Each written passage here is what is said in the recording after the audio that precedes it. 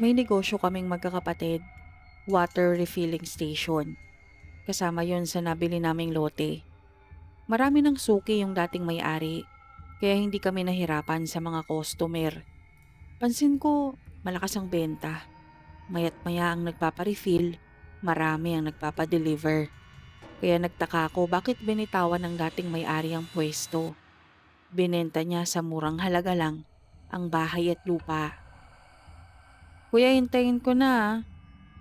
Hinugasan ni Coco yung 2 galon habang ako nagwawalis sa loob. May kasamang bata yung nagpaparefill. May TV sa loob ng pwesto. Pumasok siya sa loob tapos umupo sa harap ng TV. Tapos biglang lumabas yung bata. Umiiyak. Siyempre, nagulat ako kasi hindi ko naman siya inano. Masama tingin ng babae sa akin, sabi ng bata. Nagtinginan kami ni Kokoy. Kasi wala naman si Soy, nasa trabaho. Tsaka isa pa, mahilig siya sa bata. Hindi niya yon sasamaan ng tingin. Hanggang sa mapansin ko na nanlalaki ang mata nung kasama nung bata. At nang tignan ko yung direksyon na tinitignan niya, napa 1 step back ako. May babaeng nakaitim. Masama ang tingin sa kanila. Tapos bigla na lang sa akin na siya nakatingin. Sa sumunod na nangyari, mag-isa lang ako sa pwesto tapos may customer. Nakikipagkwentuhan siya habang nilalagyan ko yung galon niya. Nang may itinanong siya, "Kuya, bakit ang sama ng tingin sa akin ng asawa mo?" Ha? Nalang ako paglingon ko sa likod ko, isang dipa na lang ang layo ng babaeng nakaitim sa akin. Sunod-sunod na ganun. Araw-araw ng ganun, may babaeng nakaitim ang makikita ng mga customer na masama ang tingin sa kanila. Hanggang isang araw, kasama ko naman sa pwesto ang pamangkin kong si Jel. Tanghali at wala namang customer nung mahiga siya sa folding bed na nasa pinakasulok ng pwesto. Ako naman nanonood lang ng TV. Nung bigla siyang bumangon at tumabi sa akin. "Oh, bakit?" Tanong ko. "Daddy, yung babaeng nakikita ba ng mga customer dito, nakaputing may tahi sa bibig?" Tanong niya. "Hindi. Bakit?" Balik tanong ko sa kanya. "May napanaginipan po kasi ako eh. Babaeng nakaputi, parang nightgown, tapos may tahi siya sa bibig." Pinagpapawisan siya, malikot ang mga mata. "Panaginip mo lang yun." Nang lingunin ko yung kinaroroonan ng folding bed, yung babaeng nakaitim naman yung nandun. Hindi nakaputi. Pero hindi ron natapos yung pagpapakita ng babaeng tahi ang bibig sa panaginip. Sumunod niyang pinakitaan, si Soy, tapos si Kuya. "Hindi lang nakaitim yung nandito no?" Salubong ni Kuya sa akin. Kagagaling namin ni Kokoy sa pagde-deliver. Nagkibit balikat ako. Yung nakaitim lang naman kasi yung nakikita ko. Sabi rin ni Soy nakatanghod sa kanya. Akala niya gising na siya, hindi pa pala. Dagdag ni Kuya. "Napanaginipan mo rin ba?" Tanong ko. "Oo, pero yung senaryo sa panaginip ko, hindi naman dito sa pwesto. Parang basement na ewan. Nakatayo siya sa gitna. Ako naman nasa may hagdan lang. Nung patakbo na siya papunta sa akin, bigla akong nagising. Tapos kaharap ko na siya. Tapos nagising ako ulit." Kwento ni Kuya. Hindi naman siya natakot sa tingin ko. Natulog naman kasi siya ulit. Pero ako, kahit ilang beses na akong natulog sa pwesto, puro yung baby ko lang naman ang napapanaginipan ko eh.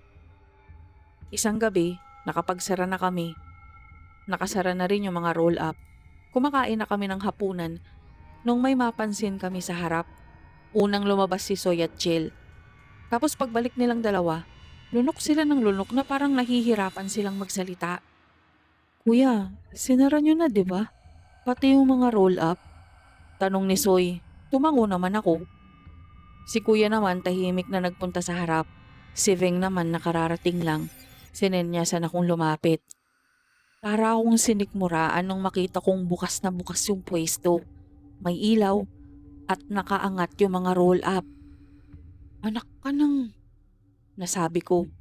Yung mga tao sa harap, mga customer na magpaparefill. Pumasok si kuya sa loob, kinuha yung mga galon, tahimik niyang hinugasan at nilagyan.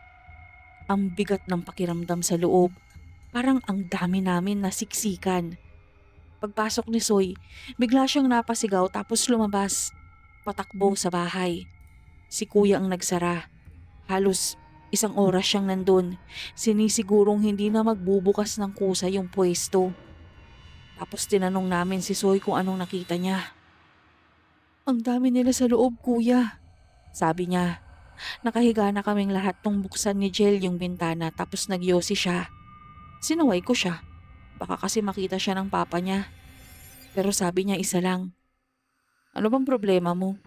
Tanong ko. Daddy, dati naman hindi ako nakakakita ng ganito, yung panay-panay ba?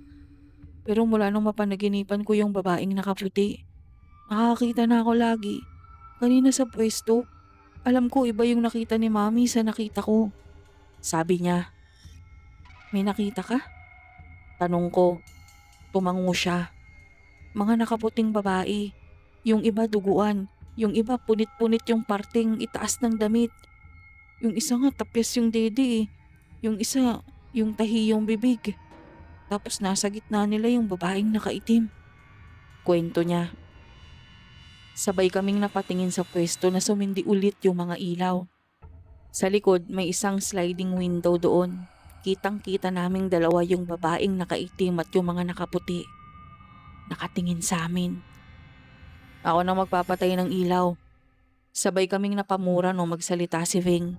Gising pa pala. Andun pa rin yung mga babae kahit nung pumasok siya sa loob. Ibinaba ko na yung breaker. Oh, matulog ka na, Jel. Ano bang sabi ng mami mo sa'yo? Sabi ni Veng pagbalik niya. Demons feeds on your fears. Sagot ni Jel. Okay lang naman matakot. Pero ang wag na wag mong gagawin, magpalamon sa takot. Mas malakas ang Diyos kaysa sa mga demonyong yan. Sabi sa kanya ni Veng. Ilang araw matapos nun, nilagnat si Jel. Ang panaginip niya ay yung babaeng tahi ang bibig. Hindi ko na rin siya pinapapunta pa ng pwesto. Pero kahit sa bahay na siya naglalagi, ganun pa rin ang panaginip niya. Nung day off ni Veng, nagpunta siya sa kabilang bahay. Ang sabi niya may tatanungin siya. Pagbalik niya, sinabi niya sa amin yung nakalap niyang kwento tungkol sa history ng loteng nabili namin. May malaking bahay dito na panahon pa ng Kastila itinayo. Nung Japanese occupation, sa bahay na yon naglalagi ang isang opisyal na sundalong Hapon. May kirida siyang Pinay. Tuwing nakakahuli sila ng mga gerilya, sa bahay na yon sila nagsasaya. May dinadalang mga babae yung Pinay na kirida niya. Ni isa walang nakabalik sa mga pamilya nila. Dito rin maraming pinugutan na Pilipino. Diyan sa likod, may isang Amerikano na ibinitay sa puno ng mangga na dating nakatirik sa gitnang parte nitong bahay. Nung nabili raw ito ni Mr. Reyes, pinademolish niya yung bahay na ang pwesto dyan sa harap, yung kinatitirikan mismo ng pwesto. Maraming nahukay na buto. Yung mangga naman daw pinaputol niya sa kanya pinatayuan ng bahay. Itong bahay na nabili natin.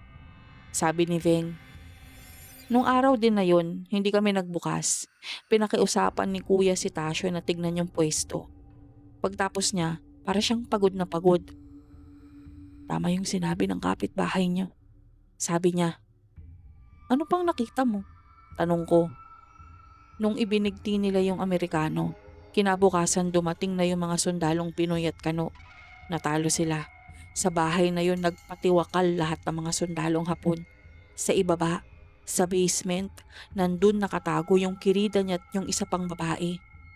Bata pa yung nakaputi. Pero paborito siya ng opisyal kaya hindi siya pinatay. Pero nung magpatiwakal na yung mga Hapon, yung kirida, parang nabaliw. Tinahi niya ang bibig nung nakaputi sa pag-aakalang mabubuhay sila. Kung mabubuhay sila, ituturo siya ng babae. Kaya tinahi niya yung bibig at pinutulan niya ng mga daliri. Unang namatay yung babaeng nakaputi. Akala nung kirida ligtas na siya. Pero may isang lalaking may bolo yung bumaba at sinaksak siya ng paulit-ulit. Mukhang asawa yun ng isa sa mga babaeng dinala nung kirida sa bahay. sabi ni Tasyo. Mula nung malaman namin ang kwentong yun, hindi na sila masyadong nagpakita. Malamang kasi alam na namin yung mga ginagaya nila. Pero may mga pagkakataon pa ring may nakikita yung mga customer na babaeng nakaitim. Pagka ganon, ngingiti na lang kami at sasabihin na lang namin wag na lang nilang pansinin.